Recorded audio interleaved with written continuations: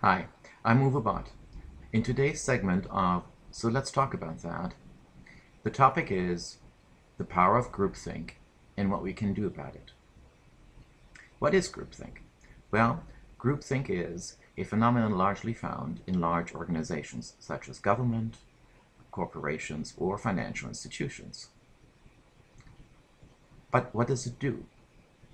Well, in many ways, members of the various boards of these organizations or team of management teams, executive management teams, or of course the key policymakers, all are often forced or directed to find a consensus on sometimes very critical issues where different opinions may lead to different conclusions. Critical thinkers, people who might not necessarily agree with a majority of the members of the board or of the executive management team, are often drowned out if they even get a chance to be on a board or part of an executive management team in the first place. As a result, the ability of these organizations to manage their risk appropriately is diminished. One of the most glaring examples of groupthink and what it can do was the Challenger disaster, the Space Shuttle Challenger disaster that occurred on January 26, 1986. A day before, two engineers at Morton Thiokol, the engineering firm responsible for the boosters of the Space Shuttle, came to the conclusion that the so-called infamous now O-rings had never been tested at low temperatures that were to occur overnight in Florida from the 27th to the 28th of January in 1986. They feared that under those circumstances these O-rings would not operate and in fact could cause a fatal accident. They called a meeting. The meeting was attended by Morton Thiokol's executives and these engineers, as well as the NASA and the Kennedy Space Center senior executives. Immediately as the call began, NASA and the Kennedy Space Center admonished these engineers because they claimed that these engineers had no data to support their concerns. And it was true because these O-rings had never been tested, in fact, at these low temperatures because they were never expected to occur in Florida at the launch site. However, the discussion was about the probability and the chance of a disaster that could not be recovered. There was a pause in the discussion. During that pause, executives at Morton Thiokol pleaded with the engineers not to object to the launch. A vote was held. The question was asked whether anybody objected to launch, and nobody did. On January 28th of 1986, 73 seconds into its launch, the Space Shuttle Challenger exploded due to faulty O-rings. A commission was asked to look into this, the so-called Rogers Commission. It was extremely critical of the corporate culture at NASA in particular. Richard P. Feynman, a Nobel Prize-winning physicist, he was even more adamant about it, and in his dissent, he argued that there was a huge gap between perception of management at NASA and engineers.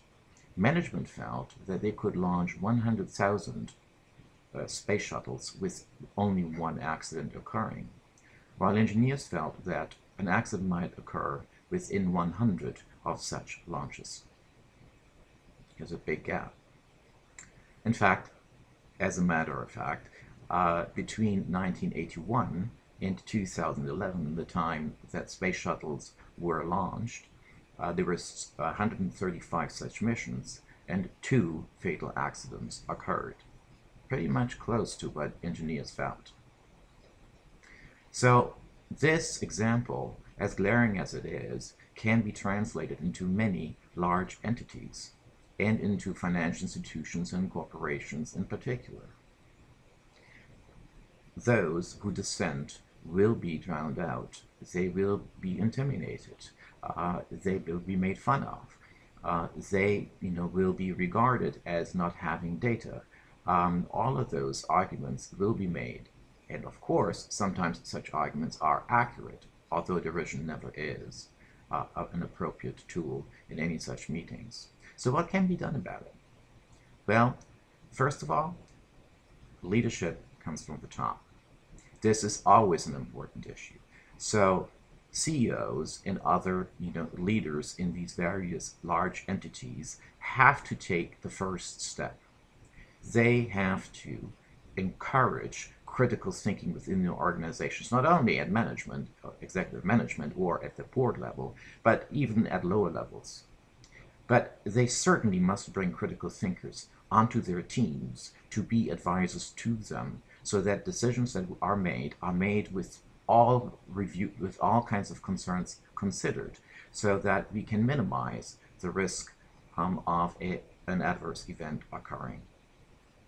Many times CEOs will talk about the fact that their doors are always open. But the question is, are their minds? And that is something they must establish.